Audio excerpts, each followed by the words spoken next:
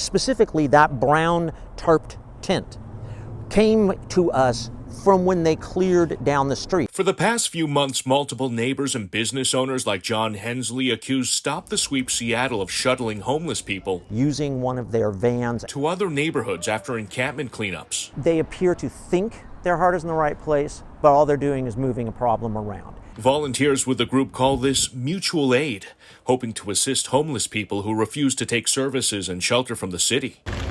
Like clockwork, they showed up to Tuesday morning's encampment sweep in Soto and packed several vans with items belonging to the homeless here on 3rd Avenue in Holgate. But this time, I decided to follow them, and after only a few minutes, this volunteer parked the van just a few blocks away and started unloading a tent and all kinds of personal belongings. So I decided to confront them. Aren't you just moving the problem from one street to another, one neighborhood to another? On this day?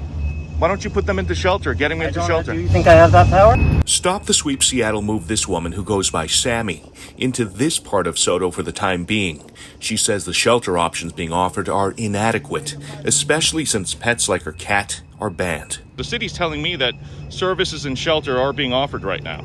Right, if you meet their guidelines, and if you don't, then you don't. The latest move by these far-left activists just added to this growing homeless encampment on Utah Avenue South, behind several businesses and nearby Starbucks corporate headquarters. What do you want the mayor to do then? Stop the sweeps? Yes.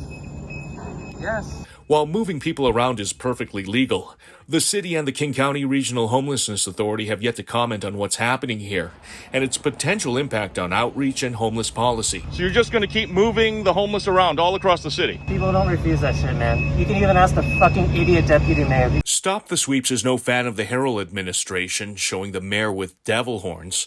This post on the group's Facebook page also targets Parks employee Bill Golston for leading the sweeps, and some mutual aid volunteers have also been accused of leaving these intimidating notes, mentioning Parks employees' family members by name. I want the least amount of commotion available. Jonathan, chill, you fascist! Get out of my face. Stop harassing me.